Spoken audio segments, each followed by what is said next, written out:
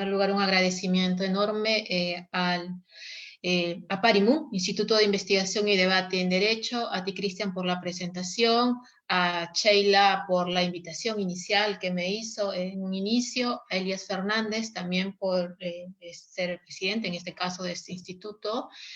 Y siempre para mí es un honor poder compartir con los estudiantes, con el público en general, en temas diversos que tienen que ver con el quehacer diario del derecho en general. En nuestro caso, hoy en día nos convoca un tema de procesal penal, pero en general en temas de derecho. Insisto, para mí siempre es muy nutritivo aprender de los estudiantes. Yo creo que quien ejerce docencia, más allá de enseñar, siempre aprende, y sobre todo un abogado nunca deja de aprender, siempre estamos aprendiendo constantemente, y eso es algo que siempre nos debe de caracterizar. Así que gracias por la invitación. Vamos a tratar hoy, el día de hoy, un tema muy, digamos, central o actual, que prácticamente la mayoría de las resoluciones que se están emitiendo tienen que ver con la variación de la prisión preventiva a propósito de este tema del COVID-19, pero en general es una institución más allá de la pandemia, definitivamente. Agradezco por demás no solo la invitación, veo que es un evento donde somos en su totalidad mujeres las que estamos exponiendo, eso es muy bueno. Yo siempre he dicho que no es que no existan o no hayan existido abogadas penalistas, siempre han existido abogadas penalistas. De hecho, mi formación tiene que ver mucho en el derecho penal, de haber seguido experiencias o haber compartido en mis épocas universitarias con grandes abogadas en general. Lo que pasa es que ahora somos más visibles. Temas online, los temas mediáticos nos permiten estar, digamos, ahora visibles a todos. En mi caso, porque me ha tocado un tema mediático, pero insisto, hay muy buenas abogadas, penalistas, abogadas en general. Hay una muy buena generación de jóvenes abogados penalistas que van en creciente aumento, lo cual también es bastante importante. Sí, lo que no soy todavía, no lo soy, es una líder. Creo que todos estamos en un proceso, insisto, como empecé, de aprendizaje, en algún momento quizás. Una labor de un abogado se va perfeccionando con el transcurso del tiempo, pero lo importante es ir en todo caso sacando experiencias que tienen que ver con el día a día y el tema que nos convoca. Dicho esto, el tema por el cual me han invitado, que es la variación de la prisión preventiva, aborda una temática que la voy a plantear en distintos subtemas para que podamos entenderla. Digamos, el esquema de esta exposición va a abarcar los siguientes puntos. En primer lugar, el conflicto entre seguridad y libertad, la función de las medidas cautelares, la excepcionalidad y las medidas alternativas que puedan existir dentro del ordenamiento procesal penal, la necesidad como uno de los subprincipios, uno de los subjuicios del juicio de proporcionalidad o del test de proporcionalidad, la provisionalidad como un principio básico de las medidas cautelares, la temporalidad, aunque es distinta de la provisionalidad, y la vamos a ver luego, la variación de la medida de prisión en sí, como la variación en general o la variación de oficio en épocas de pandemia, las circunstancias, el nuevo escenario en el cual nos encontramos hoy en día, y terminamos con algunas breves reflexiones. En líneas generales, esos van a ser los puntos que vamos a desarrollar el día de hoy en esta charla, que pretendo que sea muy puntual para luego quizás dejar abierta la posibilidad de compartir a través de algunas preguntas o inquietudes que puedan tener, que a veces es lo más importante cuando uno expone o cuando uno dicta una clase o tiene un tema de debate o conversación. Sabemos todos, y esta es regla básica porque nos lo enseñan, que el derecho a la libertad, como algunos otros derechos, no son absolutos, que pueden ser limitados con medidas de coerción personal que cumplan determinadas exigencias y que estén debidamente fundamentados, pero que están guiadas por determinados principios, a saber, entre otros, legalidad, necesidad, provisionalidad, temporalidad, variabilidad, proporcionalidad, y revestidos todos de una garantía, sobre todo de motivación, porque en el tema de del recorte de derechos, si es que algo debe de garantizarse, siempre es la motivación. Dicho esto, ya entramos al primer subpunto que les venía planteando. Este conflicto o esta dicotomía que puede existir entre seguridad y libertad. Sabemos todos que la situación ordinaria de cualquier persona que se ve involucrada en un proceso penal, imputado, es que la regla general es la libertad, así que le enfrente este proceso en libertad en espera de una sentencia. Y su restricción, digamos en este caso con fines cautelares, representa la excepción. Esa es la regla. Bien, por eso siempre debe entenderse que las medidas menos intensas siempre son las prioritarias y las más graves, como la prisión preventiva, son de naturaleza subsidiaria, la última ratio. Todos sabemos que cada vez que hablamos de derechos fundamentales, sobre todo el de la libertad, difícilmente vamos a entrar a una tarea fácil. Se reclama siempre seguridad, castigo ejemplar, discursos que algunas veces incluso han ido en un tono de populismo puro. Si no, basta ver hace poco cuando en la sesión del Pleno, o en muchos plenos, para no marcar a este último Parlamento, se han visto marcados por reproches de carácter penal que van con el aumento de penas, la tipificación de nuevos delitos, el recorte de beneficios penitenciarios y la restricción de determinadas medidas limitativas. De hecho, incluso hoy, por ejemplo, recién se ha publicado la delegación de facultades que ha dado el Congreso al Ejecutivo para que puedan, en este caso, legislar sobre el tema de preventivos y condenados a propósito de la pandemia y el COVID-19, ¿no? Que es algo muy, muy importante en este caso, pero ese no es un tema que nos convoca el día de hoy. De hecho, todos estamos a la espera que salga el decreto legislativo en el cual podamos ver estas nuevas reglas, pero entre tanto nos vamos abocando a lo que existe, porque dentro de lo que existe bastante se está haciendo, que no es suficiente, es un tema distinto, que se pueden hacer más, ese es otro tema. Entonces, en estos tiempos de pandemia, incluso la reflexión se hace aún más latente. Hay quienes con sus razones, más allá que en mi caso no las comparto, alegan que nadie debe salir de prisión, así tenga el virus consigo, simplemente no salen de prisión. De hecho, para mí ese no es un criterio que respete los criterios básicos de dignidad humana, para empezar, que contenido en el artículo 1 de la Constitución Nacional y que debiera estar siempre presente. Sin embargo, evidentemente la discusión es tan superflua como para poder decir, no estoy de acuerdo, son delincuentes, son condenados, no merecen salir de prisión. Yo creo que el debate es mucho más amplio, es mucho más incluso revestido de carácter técnico, teórico, con bases fundamentales. No es simplemente decir me opongo, sino sustentar y entrar al debate, que es lo más lindo. Hacer un análisis sobre la posibilidad de la libertad. En este caso, lo que nos convoca de preventivos implica hacer referencia a principios, lo decía antes, de las medidas cautelares y los presupuestos que en este caso la demandan. Pero puntualmente, dos, la provisionalidad y la proporcionalidad, que las vamos a ver en sus principios. Si nosotros recordamos, por ejemplo, dentro de los procesalistas más destacados, o a quienes por lo general han escrito sobre esta temática y que es bastante seguido en nuestro país, encontramos muchos, pero uno de ellos, particularmente creo yo que ha desarrollado bastante este tema, es el profesor Asensio Mellado. Y él dice algo muy puntual. Él lo que dice que el proceso es un instrumento con fines variados, obviamente, pero siempre, y eso recalca, ha de ser respetuoso con la persona, con sus derechos fundamentales, en especial con la presunción de inocencia que solamente cede una vez dictada sentencia condenatoria, no antes, siendo la privación de la libertad cautelar una excepción, que como tal ha de adoptarse en situaciones igualmente restrictivas. Obviamente, esa es la línea base dentro de todo esto. Y es que él parte de una idea central. La libertad, señores, dice el profesor Asensio Mellado, no es negociable, ni conceptualmente lo es una medida cautelar si se convierte en otra cosa. Y evidentemente, yo creo que nuestro país, si es que hacemos un análisis evolutivo del carácter legislativo, la regulación legislativa, yo creo que no hemos avanzado bastante normativamente como para poder buscar soluciones inquisitivas o soluciones populistas. De esas creo que ya hemos tenido suficiente y debemos de desterrarla. Por eso, la prisión preventiva se convierte, a ojos de todo, como la medida más grave, la medida más violenta, la medida más dura, la medida más drástica que posee el Estado en el ejercicio de su soberanía en el jus punibus. Esta institución procesal, evidentemente, entra en serio conflicto con la presunción de inocencia.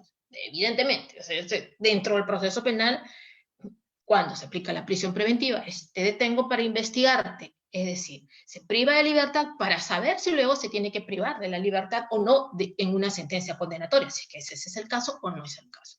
Entonces, sabemos que opera pues un conflicto, en este caso de intereses entre el jus puniendi y los derechos de la presunción de inocencia, a saber, o de la libertad personal del imputado. Esto es, se obliga a un juicio de ponderación, por eso hablaba yo del test de ponderación, el principio de proporcionalidad de los intereses en juego en cada caso concreto, obvio, insisto, en cada caso concreto, ¿no? Pero ahí tiene en consideración algo que dice el profesor Roxy respecto a este conflicto, que en un Estado de Derecho, dice él, la regulación de esta situación de conflicto no es determinada a través de la antítesis Estado-ciudadano. El Estado mismo está obligado por ambos fines, aseguramiento del orden a través de la persecución penal y la protección de la esfera de la libertad del ciudadano. Al Estado le compete ambas cosas. Tan es así, dentro del plano teórico, que incluso esta regla ha sido determinada aquí también por la Constitución Nacional. Si no basta que nosotros podamos revisar el artículo 44 de la Constitución, donde recoge lo que incluso en este caso estamos mencionando. ¿Qué es lo que dice el artículo 44 de la Constitución? Son deberes primordiales del Estado. Miren, defender la soberanía nacional, garantizar la plena vigencia de los derechos humanos, proteger a la población de las amenazas contra su seguridad y promover el bienestar general que se fundamenta en la justicia y en el desarrollo integral y equilibrado de la nación. Puntual. Evidentemente, en este caso, como les decía, todo en base luego para ver el tema de la ponderación. Entonces, si nosotros tenemos en cuenta esta primera línea, y si es que vamos a hablar de la variación de la prisión preventiva, y vamos entrando ya a otro punto que es la función de las medidas cautelares personales, debemos necesariamente referirnos a eso, la función. ¿Qué función cumplen las medidas cautelares y de las medidas alternativas a la prisión preventiva? Es decir, a las medidas en sí. Entonces, ¿cuál es esta función? ¿Cuál es la función de las medidas cautelares? La función de las medidas cautelares de carácter personal, como entre otros la ha marcado el profesor Gonzalo del Río, por ejemplo, es la de asegurar el desarrollo y el resultado, es decir, la ejecución del proceso penal, mediante la evitación, o sea, como manera evitamos el peligro de fuga o el peligro de destrucción, el famoso el peligrosismo procesal. En resumen, la función es proteger el desarrollo del proceso, o proteger el proceso en sí, estamos viendo su desarrollo y el resultado de la ejecución. Por tanto, en este caso es, como dice el profesor del Río, el perseguir con el mismo objetivo comparten características y presupuesto. Pero dentro de todo este esquema, cuando ya hablamos del tema de la prisión preventiva como una medida excepcional y subsidiaria, estamos diciendo que es la última ratio, que siempre debe de tenerse como eso, la última alternativa para el aseguramiento y el desarrollo del proceso y del resultado. No se olviden, desarrollo y resultado del proceso penal. La característica fundamental de la prisión preventiva es la excepcionalidad. Marcado. Yo creo que de eso nos dicen bastante en las aulas universitarias.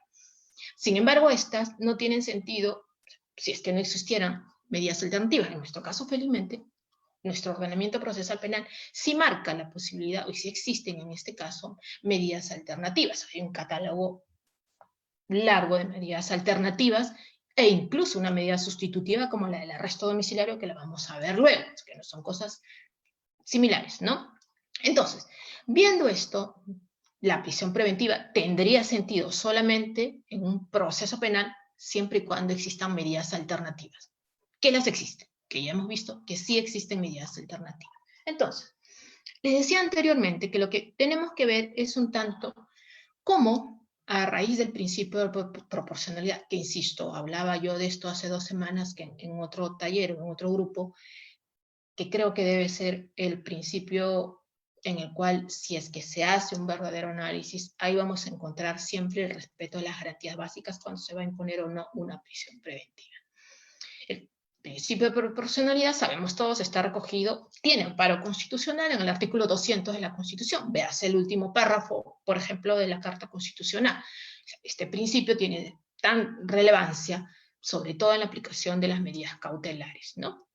Y conforme ya lo establecido el Tribunal Federal Constitucional Alemán, incluso tiene 3 juicios, se le llama, por eso se llama el test en 3 instancias, ¿no? El juicio de idoneidad, el de necesidad y la proporcionalidad en sentido estricto. A efecto de lo que estamos conversando, el tema de ver la variación de las medidas cautelares, los 3 son importantes. La idoneidad, o sea, todos sabemos qué implica esto, ¿no? Que este es un criterio que se va a evaluar la legitimidad de la medida. O sea, se trata de una relación medio-fin, ¿no? En donde el fin que se persiga debe ser constitucionalmente legítimo, con especial, sobre todo, la presunción de inocencia, ¿no? Aunque Julio Mayer, el profesor argentino, habla de estado de inocencia, que creo que es lo correcto, ¿no? Porque todos somos inocentes hasta que no pueda existir una sentencia condenatoria en contra. O sea, no es que me presumo inocente, soy inocente, en todo caso, ¿no? Para esos efectos. Entonces, si la medida se sustenta en fines punitivos, de alarma social o cualquier otro criterio ajeno a los cautelares, evidentemente no es una medida legítima. Y evidentemente resultaría una medida que no resulta ser idónea, ¿no? Incluso, si ustedes recuerdan, el acuerdo plenario del año pasado, el 1/2019, habla de este triple juicio de proporcionalidad, ¿no? Y cuando se refiere al tema de la prisión preventiva, para esos efectos, evidentemente, que fue este acuerdo plenario, dice que esta prisión preventiva será idónea si es que se permite alcanzar el fin constitucionalmente legítimo y socialmente relevante, es decir, una relación medio-fin, ¿no? Las medidas adoptadas deben ser idóneas para cumplir el fin perseguido, ¿no? Hay hartas sentencias del Tribunal Constitucional en ese sentido, que establecen como presupuesto para la imposición de la prisión preventiva debe ponderarse la relación entre el derecho a la libertad y si resulta ser idóneo para asegurar la presencia del imputado en el marco exacto de las medidas cautelares personales, ¿no?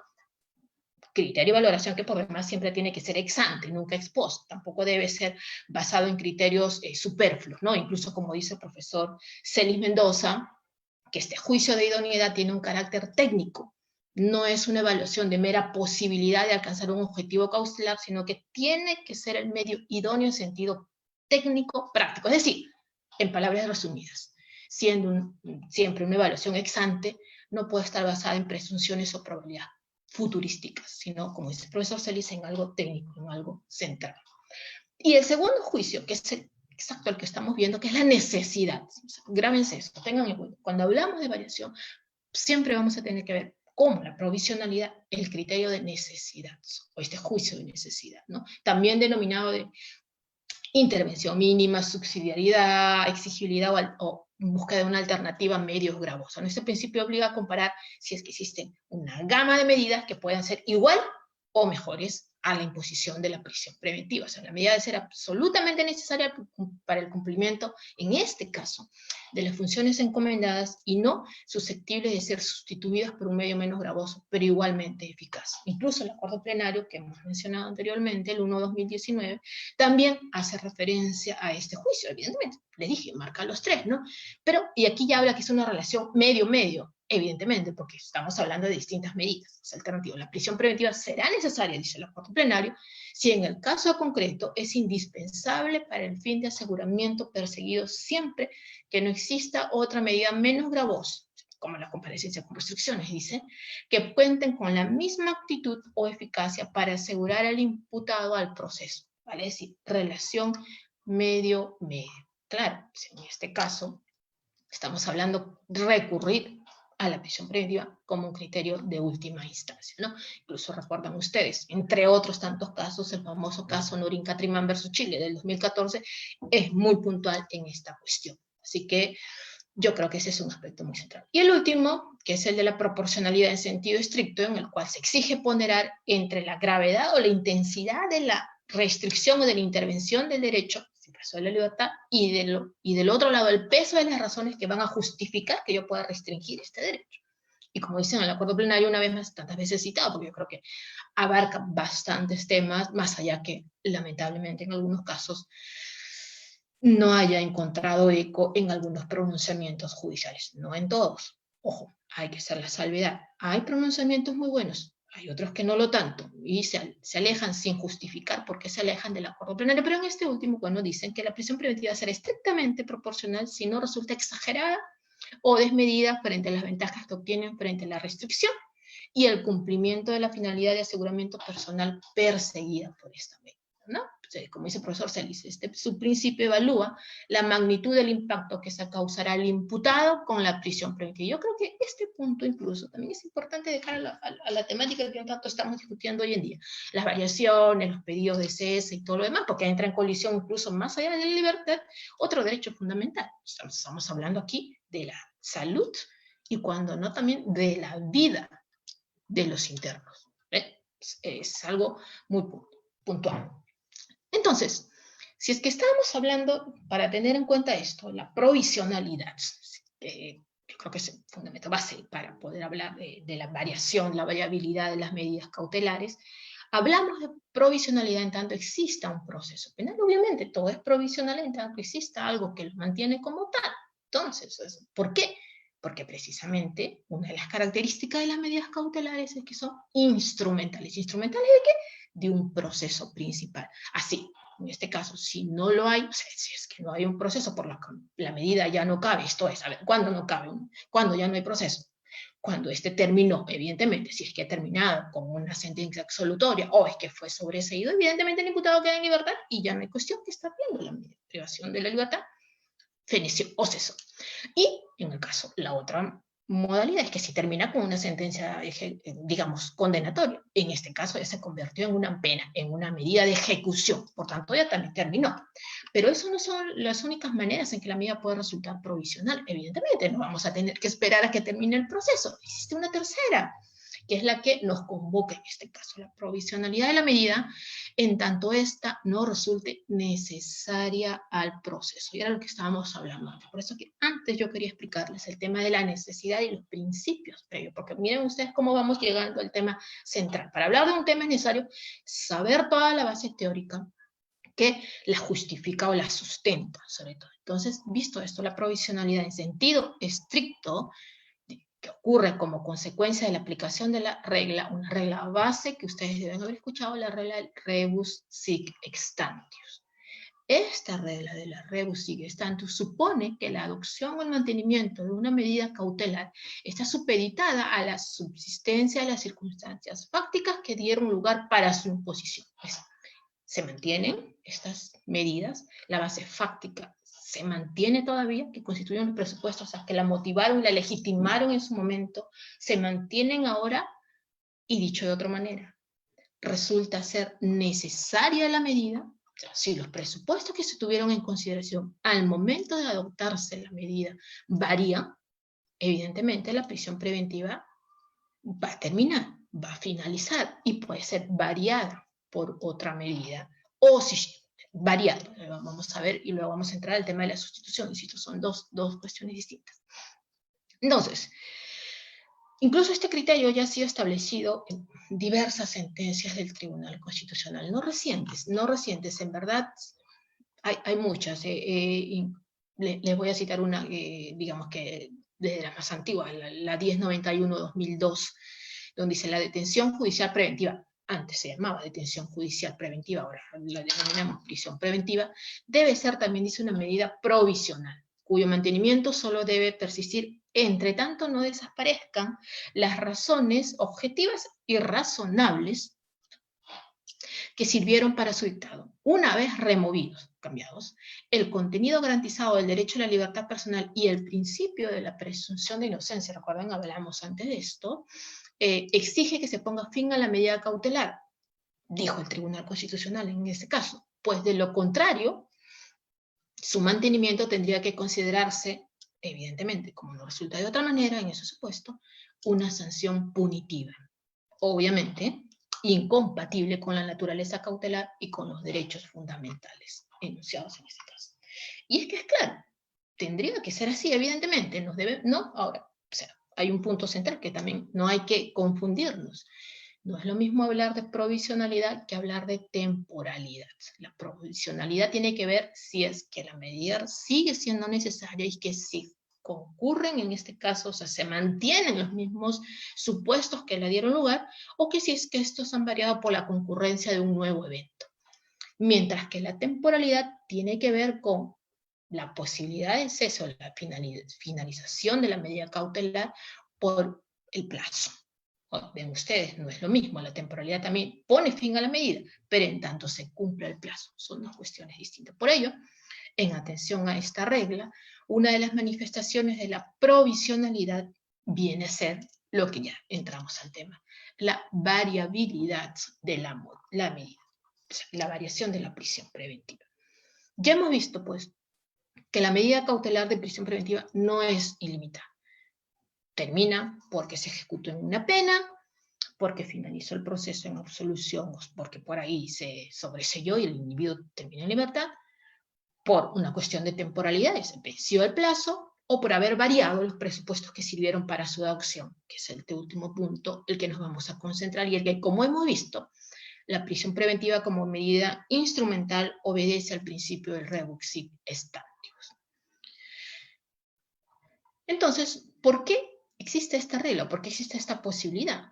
Definitivamente, porque no basta que en su momento se hubiera dictado bajo determinado concepto una medida, sino que la legitimación de esta adopción debe mantenerse en todo el tiempo, y si no se mantiene, evidentemente resulta que debe ser cambiado. De hecho, así lo ha entendido la Corte Interamericana, o sea, hay una serie de pronunciamientos, pero si citamos a uno puntual, el caso Chaparro Álvarez y Lapuñique versus Ecuador, en donde la Corte, ingresando entre otros aspectos discutidos en esa sentencia o en ese caso, entra esta posibilidad o este análisis y dice, los jueces no tienen que esperar hasta el momento de dictar una sentencia absolutoria para que los detenidos puedan recuperar su libertad, evidentemente, sino que deben valorar periódicamente que las causas y fines que justificaron la privación de libertad se mantengan. Si la medida cautelar todavía es absolutamente necesaria, véanse que siempre cuando hablemos de variación vamos a recurrir a este concepto, a este principio, para la consecución de esos fines, y si es proporcional, en cualquier momento que la medida cautelar, en este caso como la prisión preventiva, evidentemente, carece de alguna de estas condiciones, entonces se debe decretar la libertad o poner fin, en este caso, a la prisión preventiva. Sí, entonces vean ustedes, este criterio jurisprudencial de carácter internacional está plasmado también en el ordenamiento procesal penal. O sea, basta con que nosotros revisemos, por ejemplo, el artículo 6 del título preliminar del Código Procesal Penal, donde habla sobre la legitimidad de las medidas limitativas de derecho, y nosotros lo que vamos a ver es, entre otros, lo que establece allí, que la orden judicial debe sustentarse suficientes elementos de convicción, evidentemente, principio de intervención indiciaria, en atención a la naturaleza y finalidad de la medida y al derecho fundamental objeto de la limitación, así como a respetar el principio de proporcionalidad. Y si vamos ya al contenido en sí del código, el artículo 253.2 establece que la restricción de un derecho fundamental requiere expresa autorización legal y se impondrá con respeto del principio de proporcionalidad y siempre que en la medida y en la exigencia necesaria existan suficientes elementos de convicción. Véanse también incluso el artículo 253.3 del Código Procesal Penal, donde ya también es claro, dice, la restricción de un derecho fundamental solo tendrá lugar cuando fuere indispensable, en la medida y por el tiempo estrictamente necesario, para prevenir, según los casos, los riesgos de fuga, de ocultamiento de bienes o de insolvencia sobrevenida, esto último respecto a otras medidas cautelares, ¿no? Y ya cuando hablamos, incluso, si vamos viendo el tema, el artículo 255.3 del Código, es muy puntual, ya va llegando al tema, dice, salvo lo dispuesto respecto del embargo de la administración provisional de posesión, corresponde al Ministerio Público y al imputado solicitar al juez la reforma, revocatoria, sustitución, en este caso de las medidas de carácter personal, quien resolverá en el plazo de 3 días previa audiencia con citación de las partes. ¿Ven? Entonces, sí hay una regulación en este caso que sí establece la posibilidad de esto. Y si nosotros vemos el artículo 200, en este caso el 55.2, pues, obviamente dice, los autos que se pronuncian sobre estas medidas son reformables aún de oficio, cuando varían los supuestos que motivaron la imposición o su rechazo. Veas, ya está incluso esta posibilidad normativa. Otra institución, pero también permite esto mismo, o un efecto, similar efecto, es la plasmada en el artículo 283 del Código referido al cese. No es materia de exposición el día de hoy el cese, quizás lo sea en alguna otra oportunidad, si es que hay otra intervención de los muchachos del taller, pero es otro tema también hartamente interesante en estas circunstancias. Incluso, ya viendo en el contexto actual en el cual nos encontramos, la resolución administrativa 118/2020 del Poder Ejecutivo, o del Consejo Ejecutivo, perdón, del Poder Judicial, exhorta, como ustedes saben, a los jueces penales del país a que incluso de oficio revisen la situación jurídica de los procesados y los sentenciados privados de su libertad que estén bajo su competencia a fin de evaluar modificaciones en su condición jurídica. Evidentemente, vean ustedes, entonces cuando hablamos de variación, esta posibilidad de sustitución, si bien puede ser a petición de parte, también cabe a que sea realizada de oficio por el juez. Ahora, esta posibilidad de oficio, y para ser claros en ese punto a la que hace referencia el 255.2 del Código Procesal Penal, tan solo es de aplicación para variar a una medida menos gravosa, nunca en perjuicio, evidentemente, nunca el juez, si alguien que comparece con restricciones de oficio no va a decir y la va a cambiar a, en este caso, a prisión preventiva, o incluso de una comparecencia civil a una prisión. Asumir lo contrario, evidentemente, implicaría que podemos estar afectando el debido proceso en las manifestaciones, tanto del derecho de defensa, el contradictorio, cuando no la imparcialidad judicial, porque de buenas a primeras, en este caso no pueden variar, o sea, se requiere en todo siempre un requerimiento motivado en esos casos y de una audiencia, evidentemente, incluso para la prisión preventiva sabemos todos que debemos de estar frente a audiencias. Entonces, incluso si lo que se pretende variar es la prisión preventiva, entonces esta sí cabe de oficio, salvo si es que se pretende imponer la incomunicación del imputado, ¿no? Entonces sí, en este caso debemos ver. Ahora, este es el marco teórico, que muchas veces suena muy bonito, pero es sobre lo que uno tiene que analizar para ver cómo es que estamos funcionando o cómo se están desarrollando actualmente los pronunciamientos que se están emitiendo a propósito, ya en lo que vamos entrando a la temática, la pandemia del COVID-19. Esto es algo que nadie llamó, esto es algo que nadie convocó, nadie lo quiere, nadie dijo, nadie estuvo preparado ni lo avisaba. O sea, si nosotros nos remontamos de aquí a febrero, nadie hubiera imaginado que tendríamos que estar a estas horas de la noche confinados en nuestras casas, incluso ya estamos a pocos minutos del toque de queda, y no poder salir, con imposibilidad de salir ciertos días, con las fronteras cerradas, con determinados protocolos de sanidad que tenemos que cumplir. Yo creo que nadie hubiera imaginado que hubiéramos llegado a este punto. Pero insisto, los jueces están actuando. Obviamente no es suficiente, pero hay que tener en cuenta que están realizando dentro de sus posibilidades las audiencias, el uso de las prisiones preventivas, incluso ya no hay tantos requerimientos de prisión preventiva, no porque ahora no hayan desaparecido sus puestos, sino que yo creo que en todo caso sí están haciendo en algunos casos, porque lamentablemente hay otros que sí no, eco de esta necesidad de atender a la prisión preventiva solamente como última ratio, como la medida en los casos más gravosos, en los casos en los cuales ya no queda otra opción que poder darle prisión preventiva. Quiero marcar aquí un punto, no es que yo reclame que en ningún caso tenga que haber prisión preventiva, de hecho considero que en algunos casos cabe prisión preventiva, pero siempre respetando los presupuestos normativos, los criterios jurisprudenciales, pero sobre todo teniendo siempre en consideración el test de proporcionalidad y el respeto de los derechos fundamentales en general. Atender a los criterios del Acuerdo Plenario 1/2019, que insisto es uno de los más desarrollados, pero a veces olvidado. No solamente por los jueces, también por los fiscales, que son los que requieren las medidas de prisión preventiva. Y eso nos lleva a una tarea bastante amplia. Creo que en 2 semanas dicto una charla sobre los criterios de prisión preventiva y en verdad el análisis de los criterios que en muchos casos han servido para el dictado un poco más y ya me están asustando, porque ahí no había determinado ciertas resoluciones o ciertos pronunciamientos allí, pero resulta importante. Entonces, a ver, veamos. Cuando hablamos del tema de la pandemia, en lo general, y siempre lo hemos conversado en las charlas que estamos teniendo, yo creo que hay que marcar tres momentos. Un primer momento es un momento prepandemia, cuando estamos hablando del tema relacionados a las medidas cautelares y el tema de la prisión preventiva. Un momento prepandemia, evidentemente, a ver, seamos sinceros, ¿Acaso el hacinamiento carcelario recién surgió a partir del 16 de marzo en nuestro país, del 2020? No, evidentemente que no. El hacinamiento carcelario es uno de los males a nuestro talón de Aquiles desde hace muchísimo tiempo, muchísimo tiempo. De hecho, uno de los últimos reportes, 2018-2019, estamos bordeando entre el 30 y tantos, 36, 37, 38% de hacinamiento carcelario.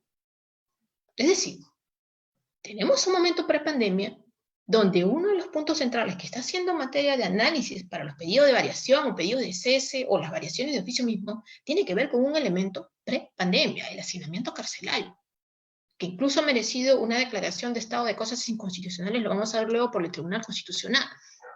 ¿Y a qué obedece esto? Obedece evidentemente, entre otros, lo que ya hablamos anteriormente, el uso no excepcional de la prisión preventiva. Y con ello el no uso de las medidas alternativas que mantiene el Código Procesal Penal. Recuerda que nuestro Código Procesal Penal sí regula medidas alternativas a la prisión preventiva, incluso una medida sustitutoria como la del arresto domiciliario. Y otro punto adicional, los plazos. Si ustedes se dan cuenta, en un gran porcentaje de casos que se impone prisión preventiva, se imponen por el plazo máximo legal establecido en el Código Procesal Penal. Cuestión que incluso ha sido reprochada por la Comisión Interamericana de Derechos Humanos, incluso en su pronunciamiento en la visita en loco que hizo en el año 2017. Cuando hizo el informe sobre las medidas dirigidas a reducir el uso de la prisión preventiva en las Américas, nos dedicó un punto central y señaló de la aplicación arbitraria y ilegal de la prisión preventiva es un problema crónico de la región. Y su desarrollo y su uso es uno de los problemas más graves y extendidos en toda la región. Pero cuando habló de nosotros, del capítulo Perú, se entró en este punto que les estoy comentando, que es la referida a la modificación, hablaba de la modificación de los plazos, la referida modificación legislativa se diferencia de lo estipulado anteriormente en el Código Procesal Penal, que únicamente era lo que decía ahí, establecía un plazo máximo de 18 meses de casos de procesos complejos que podía ser prolongado por un plazo adicional de 18 meses. Y en este pronunciamiento la Comisión Interamericana, disculpen ustedes, que esa modificación resulta contraria a aquellas acciones que buscan racionalizar precisamente el uso de la prisión preventiva, de conformidad, pues, obviamente, a los estándares internacionales que tenían que ver con la materia, con parte del abordaje, digamos, comprensivo de los aspectos técnicos de la problemática que ellos acababan de determinar como uno de los males crónicos de la región. Entonces, evidentemente, si es que hay una medida cautelar, ¿por qué siempre tienen que imponer 36 meses de prisión preventiva? Siempre van al plazo máximo, ¿no? Pero bueno, ese es otro tema que en otro momento analizaremos. Y en el caso de los condenados, porque el hacinamiento penitenciario no solamente obedece a un porcentaje de preventivo, sino también al grupo, a la población mayor, que tiene que ver con los condenados, tiene que ver aquí. Y sería bueno hacer luego una labor de investigación de la creación cada vez más de nuevos tipos penales, de las modificaciones al código. O sea, por cierto, a ver, todos veamos nuestro código penal, ¿cuántos parches tiene? Nuestro código es del 91, yo no sé qué tanto queda de la versión original, pero hay nuevos tipos penales, hay modificatorias más duras, hay nuevas agravantes, nuevos supuestos, de un lado, de otro lado, en el plano procesal, prisiones preventivas, vean ustedes cómo se va, en los tres niveles, es cómo se va haciendo, o sea, nuevos tipos penales, nuevas agravantes, nuevas medidas, en el campo procesal, más prisiones preventivas y por plazos amplios, y en el campo de ejecución penal penitenciario, recorte de beneficios penitenciarios. Evidentemente, si es que vamos a poner esos tres matices de reglas, vamos a llegar a un hacinamiento carcelario, que es el que tenemos, ¿no? Por eso, no sé si ustedes escucharon al profesor Zaffaroni en la conferencia que tuvo la semana pasada, creo que fue el viernes pasado, pero lo pueden buscar en el canal de YouTube de la Corte Interamericana, hablaba en este caso de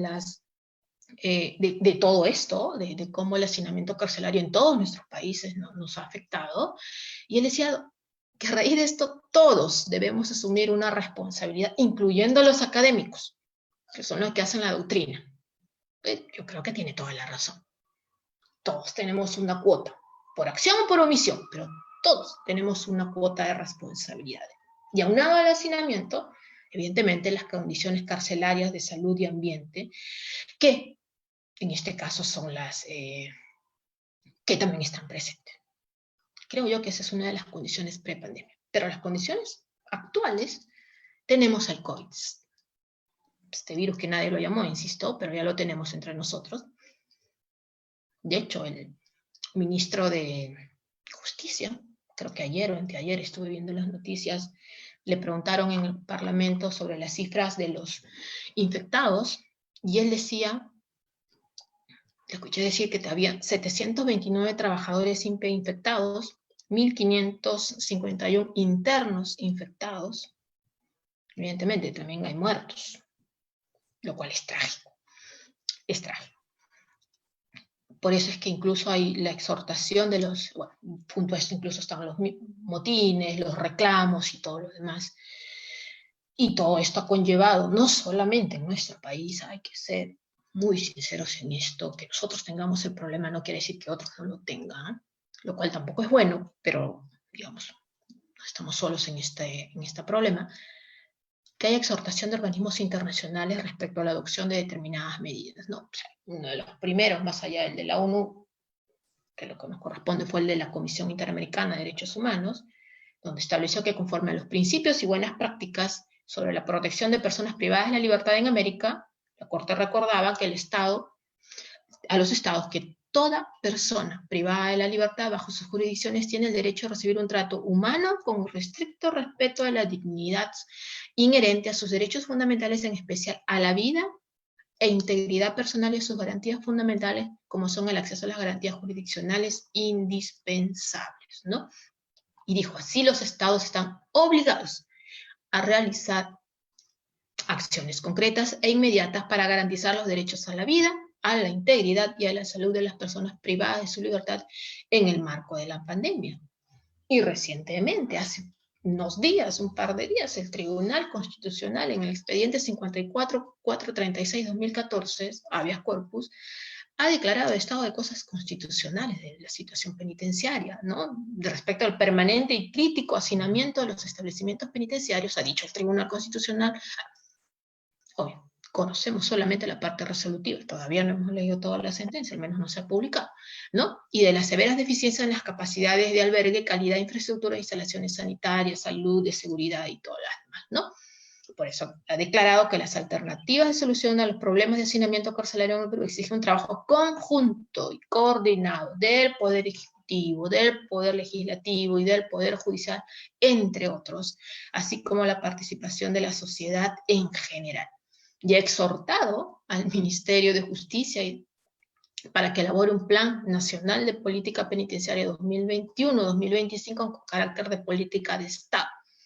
Además, toma en consideración que el INPE, o sistema penitenciario, ha sido declarado en emergencia en este caso y ha establecido que un plazo de 3 meses puede establecer determinados pronunciamientos. Pero bueno, incluso ha dicho que si en el plazo de 5 años, que vencería en el año 2025, no se han adoptado las medidas suficientes para superar este estado inconstitucional, estos deberán ser cerrados por la respectiva autoridad administrativa, lo que podría implicar incluso el cierre temporal, ha dicho, del establecimiento penitenciario para el riesgo de ingreso de nuevos internos, en este caso, evidentemente, ¿no?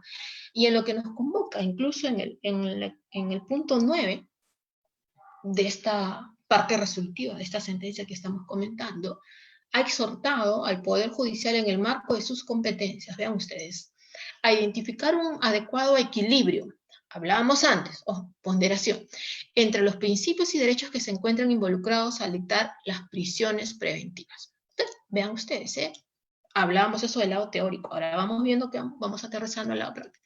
Las cárceles, dice el Tribunal Constitucional, deben ser pobladas preferentemente por personas que hayan cometido delitos graves que impliquen peligro social.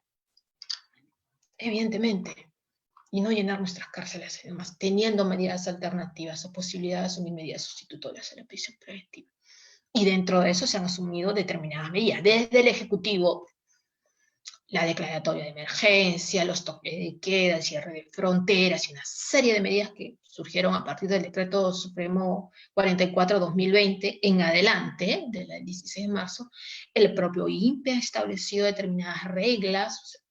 Por ejemplo, una de ellas, la primera, fue la no visita. Los internos no reciben visitas desde el 16 de marzo, de ningún familiar ni nada, más allá que reciben ciertas cosas como alimentos, temas de salud que tengan que ver con la salud, ¿no? Incluso el propio Poder Judicial ha establecido las resoluciones administrativas que ha emitido el Consejo Ejecutivo, que los jueces tienen que atender los casos graves y urgentes relacionados a los procesos con detenidos, libertades requisitorias, habeas corpus y otros casos urgentes, ¿no? Y entonces, viendo toda esta situación, la gran pregunta aquí que tenemos que ver es, ¿liberar o no? ¿En qué casos se va a variar la medida y en qué casos no, ¿no? Entonces, ven ustedes que ya hoy en día lo que ya estamos viendo es que se debe proceder a cambiar la forma de la ejecución respecto a los presos que implican menos grado o nulo grado de violencia, que es lo que estamos viendo. Ese es el tema central. Y desde luego esto nos va a generar un momento post, luego, o sea, el momento de las lecciones aprendidas, o sea, una actuación responsable, creo yo. O sea, no tenemos que esperar solamente el tema de la pandemia y darnos cuenta que tenemos un hacinamiento carcelario con grave riesgo y esta situación. Lo tenemos, insisto, pero yo creo que ahora en adelante la lección que nos queda en el futuro es que se requieran las prisiones preventivas en los casos estrictamente necesarios, y de ser el caso, por el tiempo estrictamente necesario a los fines del proceso, el uso de las medidas alternativas a la prisión preventiva que existe. Yo creo que esa es la tarea que nos va a quedar a todos en general, incluyendo a los estudiantes, que, digamos, dentro de los trabajos de investigación deben ir viendo. Entonces, todas estas exhortaciones y recomendaciones de los organismos internacionales, que son amplias, vale decir, una serie de exhortaciones, que se debe proceder a reevaluar los casos de la prisión preventiva para identificar aquellos casos que se han convertido en otras medidas distintas a esta medida tan grave, para dar prioridad, incluso, o sea, los propios organismos internacionales, y aquí ya vamos entrando en qué casos se están viendo, ha identificado una población vulnerable frente al riesgo del COVID, ¿no? Que, digamos, ingresarían en la primera etapa de análisis para poder ir viendo el tema de la variación de esta medida. Entonces, ¿qué casos se están viendo? ¿Qué casos son atendidos en estos estados de emergencia? La resolución administrativa 117/2020 del Consejo Ejecutivo permite esta posibilidad, es decir, que los jueces puedan conocer los casos graves y urgentes relacionados a los procesos detenidos, libertad de edad. Entramos al tema. Jueces sí están habilitados. Recuerden ustedes que incluso hubieron algunos casos en los cuales los fiscales inicialmente decían, un momento, los jueces, ¿qué están haciendo? No pueden estar viendo casos de cese, no pueden estar viendo las audiencias de cese ni de variación, está prohibido, la norma no les permite eso. No, señores, sí les permite. Y pueden leer la resolución administrativa 117/2020. Felizmente hoy en día ya ese es un tema que no está en discusión. Está sumamente claro, los jueces están realizando las audiencias relacionadas a este punto. De hecho, incluso el otro tema que también ya hay pronunciamientos judiciales en esa línea es, bueno, pues si hablamos de detenidos, se ingresa a ver el tema de los que están no habidos, con orden de captura pendiente de ejecución. Ya los pronunciamientos han dicho un momento,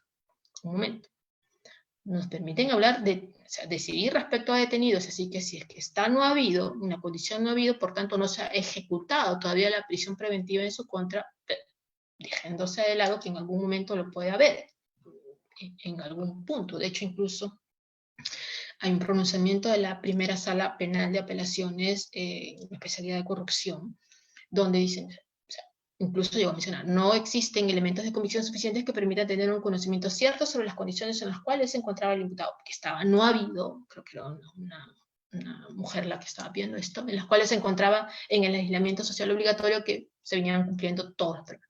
Tampoco había evidencia alguna de que estuviera cumpliendo el aislamiento social sola y todo lo demás, y precisó que la condición de no habida importaba una latente intención de evadir la acción de la justicia, y que dicha situación denotaba, por un lado, una especial actitud contra el sistema de administración de justicia mismo, y por el otro impedía que el órgano jurisdiccional hacer una prognosis favorable de la conducta futura, pues su condición, evidentemente, de no habida revelaba su intención permanente de sustraerse a la acción de la justicia. Así que En casos de no habido, ya no están ingresando a ver, ¿no? Entonces, incluso ya un tanto se ha determinado que la actuación en estos casos estaba limitada a los pedidos formulados por investigados privados de su libertad. Ya hemos visto, privados de su libertad detenidos. No ha habido, están considerando bajo ese criterio que no. Y que en este caso, que demostrados, digamos, algún factor de riesgo, el grupo vulnerable, que estamos hablando de adultos mayores de 60 años, que tienen determinadas dolencias o enfermedades preexistentes, enfermedades graves o enfermedades incurables, incluso determinados por la OMS, el MINSA y todos los demás también, las madres gestantes, incluso permitían concluir el hacinamiento de los penales, que era lo que estábamos hablando, y las deficiencias en el sistema sanitario, ¿no? En consecuencia, también excepcionalmente justificaban la sustitución de la medida de prisión preventiva por la de arresto domiciliario. Incluso han establecido en su caso, si es que por otros actos de investigación habría disminuido el peligro procesal, se puede variar por una medida menos intensa, ¿no? Entonces, ya un tanto han ido, digamos, se ha ido conduciendo qué casos y qué no se están viendo. Pero ya dentro de todo esto, y cuando vamos a lo de eso, si ustedes hacen un recuento de todo esto, muchos de los periodos de variación de oficios, o sea, a ver, me dejo explicar. Muchas de las libertades que se están disponiendo están sustituyéndose la prisión preventiva por arresto domiciliario de oficio dentro de audiencias de cese. Es decir, las audiencias de cese las están en algunos casos declarando infundadas, pero de oficio, si es que los magistrados identifican determinados factores que los vamos a ver a continuación, terminan declarando, sustituyendo de oficio la medida de prisión preventiva por el arresto domiciliario. Pero, ¿qué temas están analizando dentro de estos requerimientos o dentro de estas audiencias? La pandemia, el hacinamiento, los motines. Ahora, estos 3 puntos no son los únicos, hay unos otros que también se están analizando y se están viendo, que eso sí, pero estos 3 son hechos notorios. ¿O acaso a alguien le cabe la duda de que existe el COVID-19? ¿Alguien tiene duda acaso de que nuestros penales no están hacinados? El Tribunal Constitucional acaba de declarar el estado de inconstitucional de las cosas. De que ahí los motines los vemos por los medios de comunicación, incluso que lo que han dicho, que esto acredita precisamente que el INPE no puede evitar que la pandemia se propague en las cárceles de nuestro país. Evidentemente yo creo que nadie puede garantizar eso. Nadie puede garantizar eso. Entonces, el criterio central por el cual en este contexto, en esta situación, se están dando estas variaciones tienen que ver por razones humanitarias. Humanitarias. No tienen en este caso esta pandemia, este COVID, no hay insisto, nadie tenía conocimiento de esto, no existe como un criterio puntual dentro, por ejemplo, del artículo 283 del Código Procesal Penal que regula el cese. No hay. La propuesta del Poder Ejecutivo, la del Poder Judicial, que por ahí establecía algo, pero que al final no terminó dándose la fórmula legislativa. Veamos, quizás la otra semana ya tenemos el decreto legislativo sobre eso y vamos a ver cómo lo han regulado. Pero, entre tanto, las variaciones se marcan teniendo como base un criterio de respeto de la dignidad humana, razones de tipo humanitario que priorizan, como se debe, entiendo yo, el derecho a la salud y el derecho a la vida del interno preventivo. Ya, obvio, artículo 1 de la Constitución, el respeto a la dignidad humana, o sea, es lo puntual. ¿Qué se está analizando? ¿Y qué es lo que sí se requiere en este caso sustentar? La enfermedad preexistente y la grave e incurable. Ahora, hay varios pronunciamientos que han establecido que por el solo hecho de alegar la existencia de una enfermedad no quiere decir que de manera automática se tengan que dar estas sustituciones o variaciones. Hay todo un análisis dentro de eso, ¿no? Digamos, cuestiones que en tiempos normales, en tiempos regulares, donde no existe la pandemia, si es que alguien tiene, por ejemplo, hipertensión o diabetes o tiene cualquier otro padecimiento preexistente. Obviamente que en situaciones normales de no pandemia pueden ser controlados por las autoridades penitenciarias, pero estamos en un contexto atípico, ajeno, y yo creo que el INPE no, por más intento posible que está haciendo, no puede garantizar que no se pueda llegar, en este caso, a un contagio, más aún las personas que son dentro del grupo vulnerable, ¿no? O sea, las personas que tienen un mayor riesgo ante el avance del COVID, como lo ha declarado la Corte, la OMS, el MINSA, en particular aquellas personas que conforman grupos de situación de vulnerabilidad. O sea, también hay que identificar dentro del criterio para la variación este grupo, como son personas mayores, diabéticas, hipertensas, pacientes inmunosuprimidos, pacientes oncológicos con enfermedades autoinmunes, insuficiencia cardíaca o insuficiencia renal, insuficiencia crónica, entre otras, ¿no? Y luego, la evitabilidad del peligro procesal. Este último lo vamos a ver luego. Entonces, a la medida que se está variando, analizados estos supuestos, hay hechos que considerados hoy en día hechos notorios, pero hay otros que sí se tienen que documentar, como las enfermedades, obviamente con los informes médicos, las recetas, o las historias clínicas. O sea, las historias clínicas sí sirven como un criterio para poder sustentar las dolencias preexistentes que puedan tener, ¿no? Entonces, la medida por la cual se está sustentando dentro de todo esto es por la del arresto domiciliario, o sea, la detención domiciliaria como una medida sustitutiva de la prisión preventiva, no alternativa, sustitutiva, ¿no? Porque ustedes tengan en cuenta que el Código Procesal Penal recoge el modelo restringido de la detención domiciliaria. Esto es, se adopta por ella cuando, a pesar de corresponder la prisión preventiva del imputado en atención a sus condiciones personales, se encuentra en un estado de especial vulnerabilidad, ¿no? ¿Cuáles son estos? O sea, si nosotros vemos la del artículo 290, que regula la detención domiciliaria, habla de personas mayores de 65 años, quienes adolecen de una enfermedad grave o incurable, no grave e incurable, grave o incurable. Sufre una grave incapacidad física permanente que afecte sensiblemente su capacidad de desplazamiento y es una madre gestante. Pero además, dice el 290, que en todos los motivos previstos en el numeral anterior, el que acabamos de ver, que es el 290.1, la medida de detención domiciliaria está condicionada a que los peligros, el de fuga o el peligro de obstrucción, puede evitarse razonablemente con su imposición.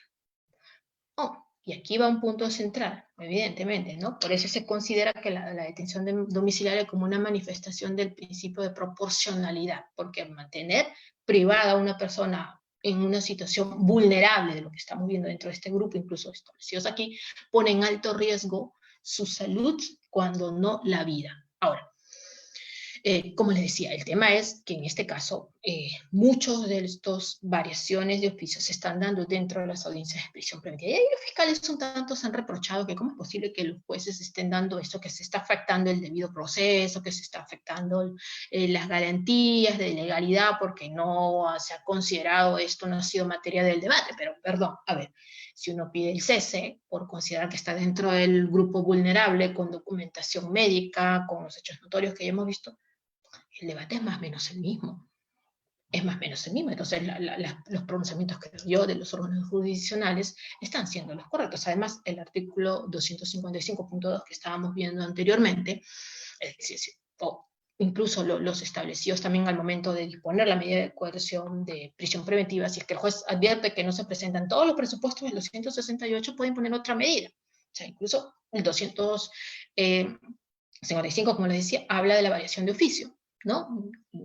Dentro de todo esto. Entonces, pero han dicho también los órganos jurisdiccionales que no basta con las razones humanitarias, en algunos casos, ¿no? Sino que además tiene que estar condicionada a que estos peligros, el de fuga o el de obstrucción, puedan evitarse razonablemente, ¿no? ¿Y cómo lo hacen esto? Evidentemente, con la imposición, y ahí entra el test de ponderación, ya un tanto para ir cerrando esta charla, ingresa la aplicación, la posibilidad de imponer medidas de restricción adicionales al de la prisión preventiva. Hay muchos tipos. O sea, si yo quiero garantizar dentro de todo ese contexto, evidentemente, hasta la persona dentro del grupo vulnerable. Es un hecho notorio que hay hacinamiento, es un hecho notorio que está la pandemia encima, los motines, las revueltas y todo lo demás.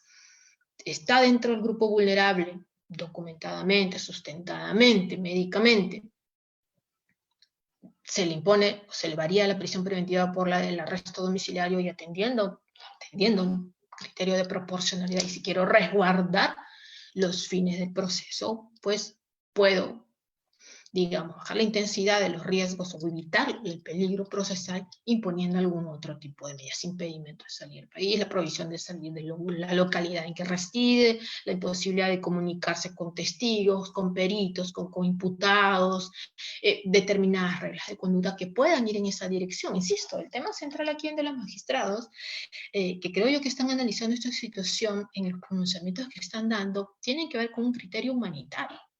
Tienen que ver con un criterio humanitario. Entonces, dentro de esas condiciones, insisto, todos estamos a la espera del decreto legislativo, pero para saber un tanto más los presupuestos o las regulaciones que se van a dar, pero insisto, ya estamos viendo casos donde sí los jueces están dando los pronunciamientos que les corresponden dentro de las facultades que tienen. Hay casos en los cuales, por ejemplo, le han dado el cese por considerar que la enfermedad sí es grave.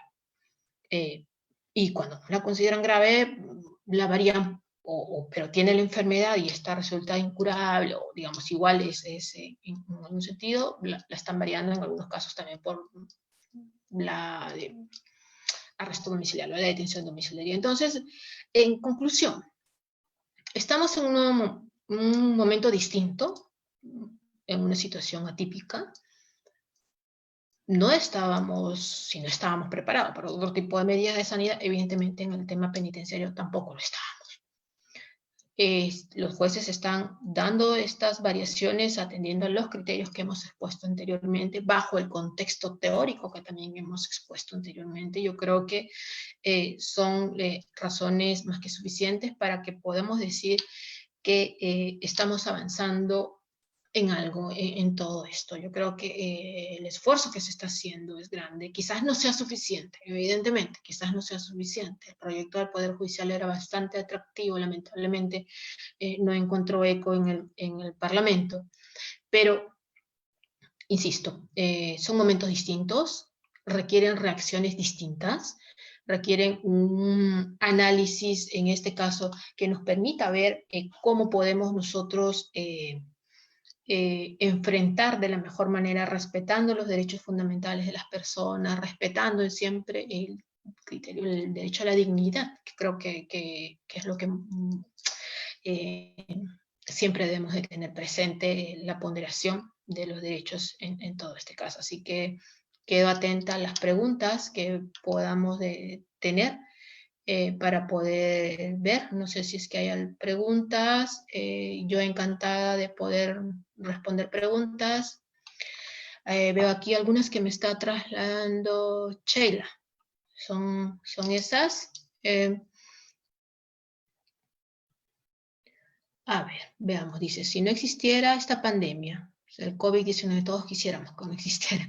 Dice, como hecho notorio que actúa como nuevo elemento que afecta a la salud y la vida del imputado, ¿se lograría la variación o sustitución de la medida cautelar más gravosa a prisión preventiva? A ver, veamos. Yo creo que por un criterio de dignidad humana, imaginémonos el siguiente caso. Hay una persona grave por cáncer, o por cualquier enfermedad, digamos, cualquier enfermedad. Evidentemente está el artículo 290 del Código, con la posibilidad de poder pedir la sustitución por un arresto domiciliario, la variación para el arresto domiciliario, enfermedad grave o incurable. Veamos si es que está dentro de este catálogo de poder ver. O sea, yo creo que las salidas procesales existen. De hecho, por eso los jueces están actuando dentro de las posibilidades, que quizás se requiere una regulación normativa en específico para que esto pueda ser más amplio. Sí, nos falta.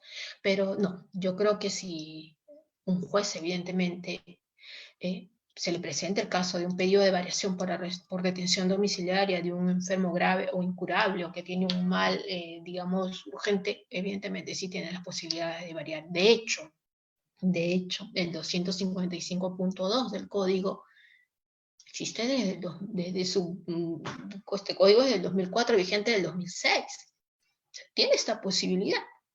No es solamente por el tema de COVID. Evidentemente que hay cosas que sí pudieran verse, ¿no?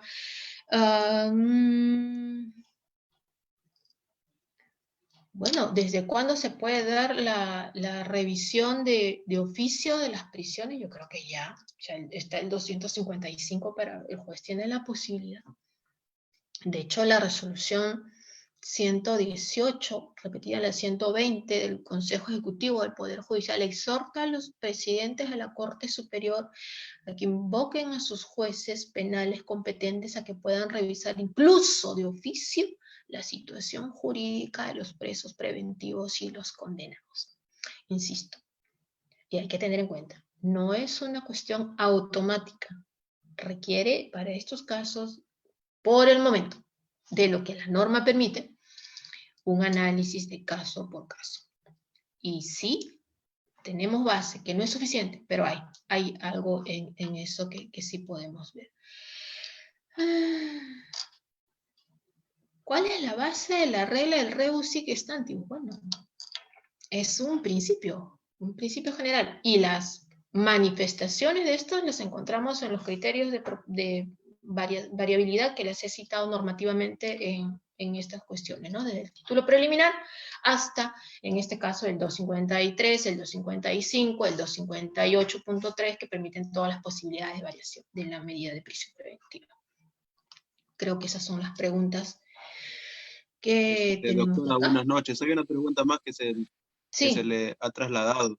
Ah, Dorian Oviedo Inca Roca pregunta, doctora Loza, disculpe, una consulta. ¿Qué diferencias existen entre variación, cesación y sustitución de la prisión preventiva? a ver, todas parten de un criterio que estábamos hablando de la provisionalidad. Por eso un tanto yo quería ir bajando un tema. Necesidad, provisionalidad, proporcionalidad, para poder ir aterrizando en la variación como una manifestación de eso. Evidentemente, a ver, ya normativamente estas tienen sus diferencias. O sea, el cese requiere de nuevos elementos de convicción que hagan suponer que han cambiado los presupuestos que sirvieron para en su momento imponer esta medida. Obvio, aquí un tema central. A estos nuevos elementos de convicción, no necesariamente los que tengan que ver con el presupuesto de graves y fundados elementos de convicción que relacionen al imputado con el hecho en materia de proceso, vale decir, al previsto en el 268.1, no es exclusividad de eso. Estos nuevos elementos de convicción pueden recaer, de hecho es lo que estamos discutiendo bastante hoy en día en los temas, en los pedidos de cese, es que estos padecimientos de las enfermedades preexistentes puedan ser considerados como eso los nuevos elementos de convicción. De hecho, recuerdan ustedes en el caso de uno de los árbitros, Martins, creo, que fue uno de los primeros en los cuales se declaró fundado el cese, se determinó si en tanto tenía una enfermedad grave, era considerado en esta línea y se declaró fundado el cese. Entonces, va un tanto de la mano con la actuación de nuevos elementos de convicción, que ya luego han visto por un tema de variación, y ya es una cuestión distinta. La sustitución, a ver, la medida de detención domiciliaria es una medida sustitutiva de la prisión preventiva, no es una medida alternativa. Alternativa hay las reglas de comparecencia con restricciones.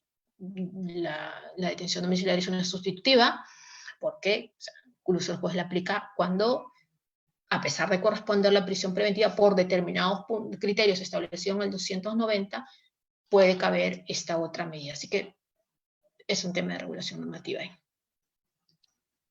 Otra pregunta que se le traslada es, siempre existió el hacinamiento carcelario. Entonces, ¿por qué cree que se siguió dictando las prisiones preventivas para casi todos los delitos sin considerar que es la última ratio? Quizás nuestros jueces no tienen cultura para dictar otra medida de coerción. A ver, mira que yo desde mis épocas universitarias siempre he venido analizando esto. Si yo comparo, siempre dicen, ¿no?, que si uno estudia la historia, va a poder ver qué nos puede aprender para ver qué nos puede pasar o cómo ver, porque los sucesos suelen repetirse. El uso abusivo de la prisión preventiva, evidentemente, como lo hemos hablado, no es nuevo, pero no es el único criterio del hacinamiento penitenciario. Por eso yo marcaba desde mi punto de vista, 3 criterios que han conllevado este hacinamiento penitenciario. Uno de carácter, digamos, referido a las fórmulas legales, penales, que tiene que ver con la creación de nuevos delitos, nuevas agravantes, nuevos supuestos, en lo procesal, prisiones preventivas, el uso en algunos casos abusivo de las prisiones preventivas y el plazo, siempre a veces máximo de estas, y del lado penitenciario o de ejecución penitenciaria, el tema de la restricción de los beneficios penitenciarios. Evidentemente, vean ustedes cómo se presentan estos 3 factores. O sea, creo nuevos delitos, nuevos agravantes con los cuales más gente va a ir presa, dicto más prisiones, más gente va presa, y entonces la gente que está presa, sea preventiva, porque va a estar largo tiempo, porque les aplican los plazos más largos, o en el caso de los condenados, si están presos, pues difícilmente obtienen beneficios penitenciarios, porque si ustedes hacen un análisis de esto, evidentemente el resultado va a ser hacinamiento carcelario. Evidentemente, va a ser el hacinamiento carcelario. Ahora, la reflexión es, yo insisto, la responsabilidad no solamente es de los jueces, lo hablábamos creo en la charla de la semana pasada con uno de los grupos de estudio también, es también de los fiscales. Con el código del 2004, vigente del 2006, la prisión preventiva requiere, valga la redundancia, un requerimiento y una audiencia. Con el código antiguo, te tocaban la puerta, porque el juez en el interior de su despacho había decidido, sin audiencia y sin nada, con la denuncia del fiscal y todo, dar la prisión preventiva, pero ahora no. Entonces, si un fiscal analizara correctamente el caso y decidiera no pedir prisión preventiva o pedir una medida alternativa, quizás también estuviéramos ayudando bastante al deshacinamiento penitenciario, ¿no creen? Si el juez, yo creo que sí, por eso yo insisto, y los invito a que puedan ver la charla del profesor Zaffaroni que dio el viernes pasado, donde él hablaba de estas circunstancias y decía, todos somos responsables, incluyendo los académicos, que a veces nos olvidamos de todo este tema. Sí, claro, el juez es el que dicta la resolución judicial. Yo misma estaba en contra y apelo muchas, pero sí es una responsabilidad compartida. Que se ha hecho un uso abusivo de la prisión, sí. Que se quiera decir que no, señores, están las cifras, no hay necesidad de simplemente alegarlo. Están las cifras hoy en día. El tribunal acaba de decir, o sea, estado de cosas inconstitucionales. El porcentaje, 36% más o menos, de presos son preventivos. Es una cifra bastante alta. Es una cifra bastante alta. Entonces, yo creo que sí, merece una reflexión conjunta de todos los sectores, incluso de los abogados defensores, que también debemos de tener una participación activa en defensa de los derechos fundamentales. Doctora, para finalizar, una última pregunta. Alejandro Cisneros pregunta, quisiera saber su opinión respecto a la posibilidad de solicitar como alternativa a la prisión preventiva el mecanismo de la vigilancia electrónica personal. Esta opción, en caso de que se utilice por cesación de prisión preventiva, ¿sería una variabilidad o sustitución? Yo creo que es una medida. Yo escribí sobre los grilletes electrónicos, creo que hace como 10 años, un poquito más. Y me sorprende que no se use. Yo creo que es una de las medidas alternativas en las cuales sí debieran de aplicarse. Es ya una cuestión que quedó por ahí en la reglamentación, más o menos, pero es una medida que debe darse. Hay muy pocos casos, incluso para condenados, creo que no pasan de 11 o de 20 en los cuales se haya dictado esta medida, esta posibilidad. Pero para el caso de preventivos, estamos en un gran momento para que quizás ya se pueda ir implementando. Ya no recuerdo de qué año es el artículo que yo escribí, pero un tanto reflexionaba en que era una gran oportunidad en poder permitir eso. De hecho, el Acuerdo Plenario 1-2019, si mal no recuerdo, hace una reflexión también al uso de las medidas, de esta medida de los grilletes electrónicos. Yo creo que sí, es momento de mirar ahí, en poder utilizarlas. Muy bien, En esta oportunidad hemos tenido la presencia y la ponencia de la doctora Juliana Loza. Queremos reiterarles las muestras de nuestra estima y consideración por haber aceptado la invitación para nuestra Semana Jurídica Defensoras en Acción Líderes de hoy. Muchas gracias a la doctora Juliana Loza por su compromiso en la aportación a la comunidad jurídica. Muchas gracias a usted y esperamos tenerla en una próxima oportunidad, doctora Juliana. Quedamos muy atentos a su disertación y también al público en general que ha estado muy interesado y también con muchas expectativas con la disertación de hoy. Muchas gracias, doctora. Gracias a ustedes, encantada. A una próxima oportunidad.